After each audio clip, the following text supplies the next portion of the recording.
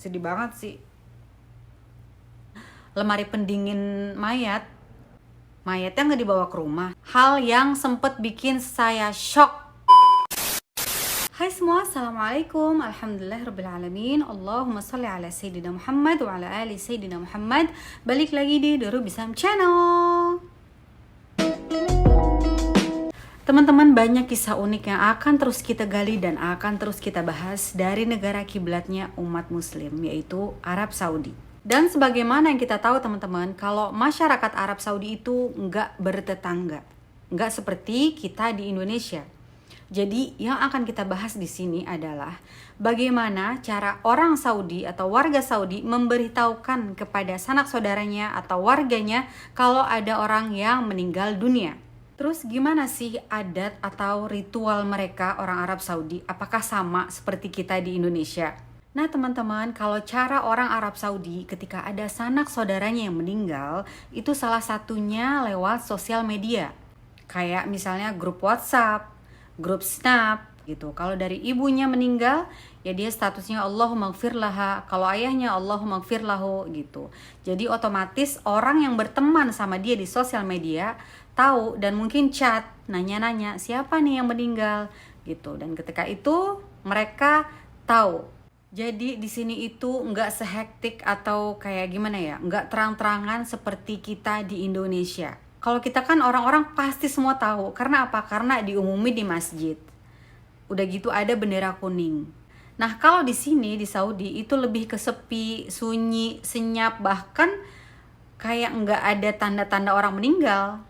Nah kayak pengalaman kemarin baba mertua meninggal teman-teman, Allah yarhamu gitu. Jadi kan banyak banget mobil parkir di depan rumah gitu. Jadi otomatis tetangga yang biasanya warawiri nggak ada apa-apa, nggak rame, sunyi senyap gitu. Nah ini kok nggak seperti biasanya, keadaan rame, parkiran mobil banyak gitu. Nah otomatis mereka tuh turun dari mobil dan nanya sama orang yang ada di depan rumah kita gitu. Ini siapa yang meninggal? Nah baru tuh dengan begitu tetangga pada tahu gitu. Dan akhirnya mereka datang azah, kalau bahasa kitanya itu nyelawat.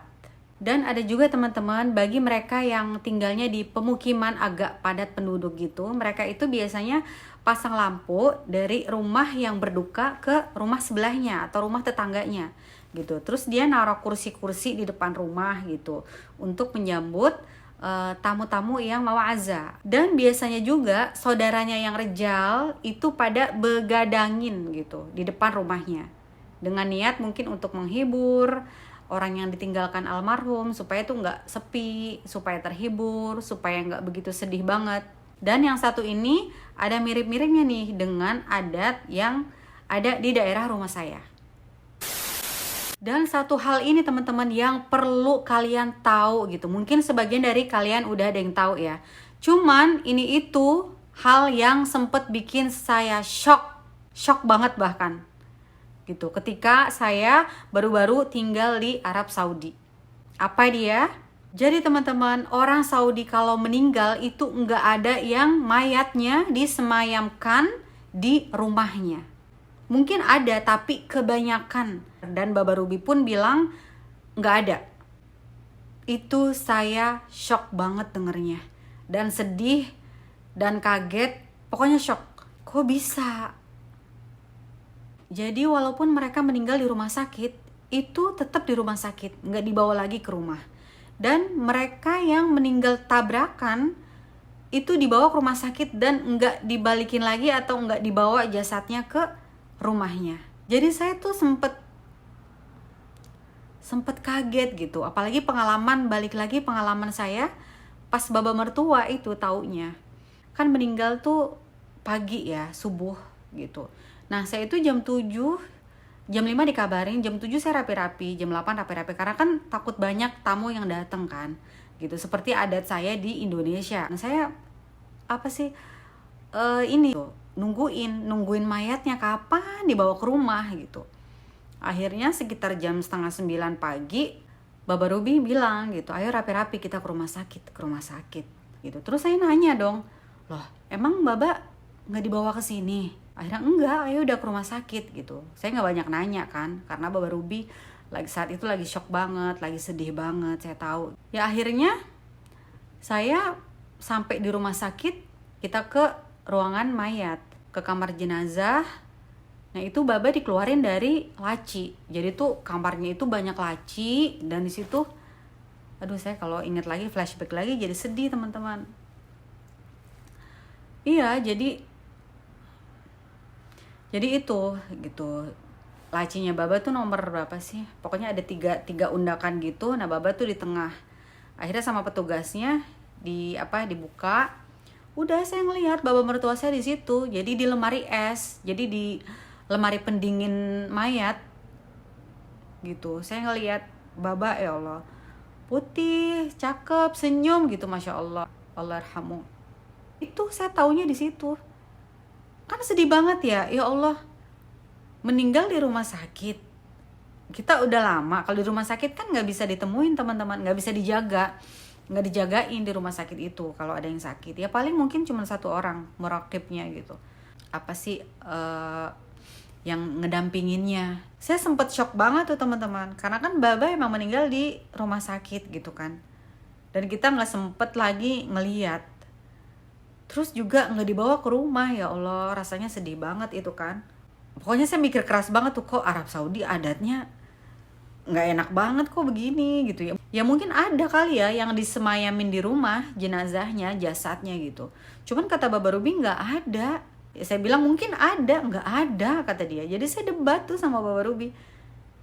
Ya Allah, saya kayak nggak terima gitu. Ya Allah, bayangin kalau saudara kita misalnya, ya Allah jangan sampai gitu, misalnya tabrakan gitu, terus langsung dibawa ke rumah sakit, dan kita nggak bisa nemuin lagi. Cuman kita bisa nemuinnya di kamar mayat, di kamar pendingin mayat. Coba teman-teman, kita kan ya namanya udah terakhir kali pengen ngelihat wajahnya kan ya, mau ngelihat wajahnya terakhir kalinya gitu, kita pandang-pandangin kan begitu kan. Ya alhamdulillah ibu saya sama Baba saya ya disemayaminnya di rumah. Kalau kita kan begitu di Indonesia kan, pada umumnya. Bahkan di Indonesia, kalau misalnya ada sanak saudara yang jauh itu diinepin dulu kan, karena mau nemuin terakhir kalinya gitu kan. Tapi kalau di sini enggak teman-teman, enggak.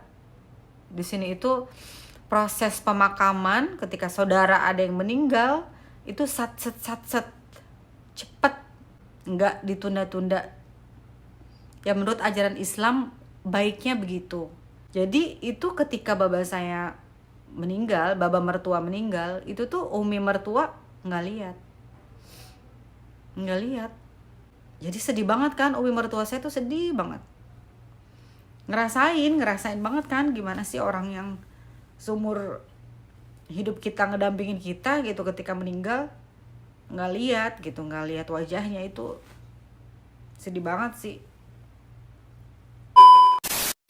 Jadi gitu teman-teman, kalau orang Saudi ada yang meninggal, itu kalau mau ngelihat jasadnya almarhum, itu kita langsung ke rumah sakit. Saya nggak tahu itu adat, saya nggak tahu gitu. Cuman yang terjadi seperti itu di Arab Saudi. Terus cara mandiin mayit gimana di sini? Apakah keluarga boleh mandiin atau petugas aja yang boleh mandiin? Jadi teman-teman, di sini itu tergantung domisili. Kalau domisilinya dekat dengan Haramain, Masjidil Haram dan Masjid Nabawi, itu biasanya keluarga memilih dimandiin di Masjidil Haram atau Masjid Nabawi. Karena setelah itu mereka disolatkan di Haramain. Tapi kalau misalnya mereka jauh dari Haramain, Masjidil Haram atau Masjid Nabawi, itu biasanya mereka dimandiin di rumah sakit atau di masjid biasa tempat nanti almarhum disolatkan. Gitu. Jadi itu tergantung dari kemauan pihak keluarga almarhum. Terus apakah boleh keluarga mandiin? Nah, jadi teman-teman, di sini itu udah bersertifikasi yang mandiin mayitnya. Gitu. Enggak kayak kita kan, kalau kita kan di Indonesia mandiin mayitnya ya karena emang udah dari dulu terkenal dia mandiin mayit, nggak pakai sertifikat gitu. Tapi kalau misalnya di sini teman-teman, caranya, teknik mandiinnya itu mereka belajar dulu sampai lulus dan dapet sertifikat. Dan sanak saudara boleh mandiin. Kalau peraturan sekarang, kemarin adik Umi mertua meninggal itu hanya 2 orang gitu. Kalau sebelumnya boleh 4 orang anaknya. Jadi tuh 2 orang ganti-gantian. Petugasnya mandiinnya kalau nggak salah 1 deh atau 2 gitu. Jadi kalau Indonesia kan rame-rame kan, kita mandiin ibu kita, mandiin bapak kita gitu kan. Aduh, saya sedih lagi kalau bahas ini. Gitu. Kalau kita kan mandiin rame-rame kan, ibu kita, maksudnya ibu kita ya kakak-kakak kita perempuan gitu. Ya saya juga mandiin bapak saya karena ketika itu kan saya masih kecil gitu. Kalau di sini enggak. Jadi siapa yang mau, tapi cuma 2 orang, peraturan terakhir. Kalau dulu boleh 4 orang. Gitu. Jadi ya bagi anak yang banyak ya itu ganti-gantian. Gitu. Nanti udah 5 menit atau 7 menit gantian anak yang lain. Yang penting 2 orang. Sama petugasnya 2 orang kalau nggak salah. Jadi 4 orang di dalam kamar mandi jenazah. Gitu. Nah, jadi kayak kemarin pengalaman saya teman-teman, kakak umi mertua saya kan meninggal gitu. Meninggalnya di Riyadh, terus diterbangin ke Madinah.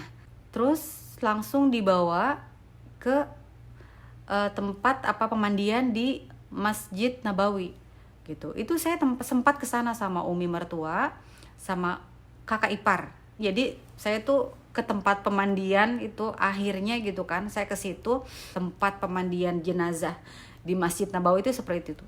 Jadi pas kita masuk, jadi ada ruang tunggu gede gitu di situ. Nah itu pas kita masuk itu ada beberapa kamar mandi buat mandiin jenazah. Mungkin ada 7. Bayangin. Jadi 7 kamar dan kita di sini ada bangku. Jadi bangku semen yang udah dibuat gitu sama pemerintah Arab Saudi. Jadi kita buat duduk buat sanak saudaranya gitu. Kalau misalnya saudara kita meninggal di pemandian kamar yang pertama, ya kita duduk di depan kamar pemandian pertama gitu, dan seterusnya.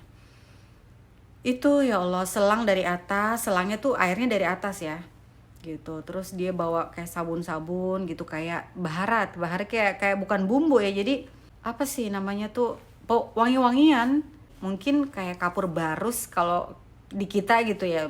Terus di situ juga ada kulkas di depan kamar mayat, di depan kamar mandi jenazah itu ada kulkas. Isinya ya air mineral buat orang-orang minum. Itu saya enggak ada kepikiran mau minum gitu. Karena kan hawanya, maksudnya auranya kan itu udah, ya Allah. Ya walaupun nanti kita akan begitu juga gitu ya. Cuman saya enggak sampai hati mau minum itu. Ya beda-beda orang sih ya. Tapi kalau saya enggak bisa minum.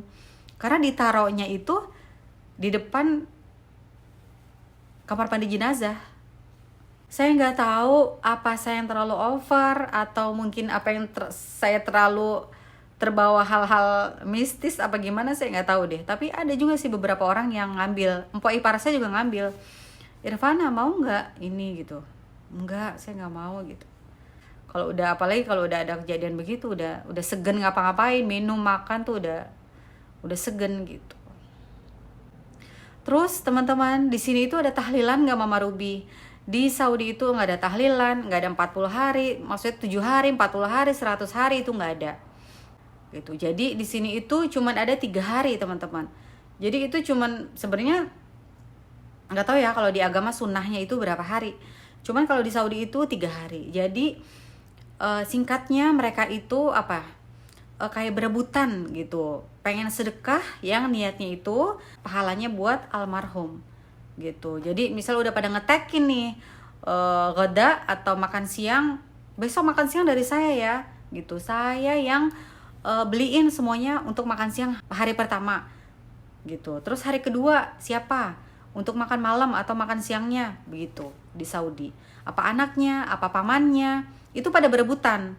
Apalagi yang meninggal itu orang yang baik banget sama dia, itu tuh dia jor-joran banget gitu. Motong kambing, berapa kambing gitu, niatnya untuk sedekah dan pahalanya diniatkan sekali lagi untuk almarhum gitu teman-teman. Oke teman-teman, jadi sekian dulu video kali ini, sekian dulu cerita saya kali ini. Semoga bermanfaat, semoga ada hikmah yang bisa diambil dan mungkin jadi pengalaman buat kalian juga cerita saya ini. Terima kasih yang udah pada nonton. Ilal liqa, ma'assalamah.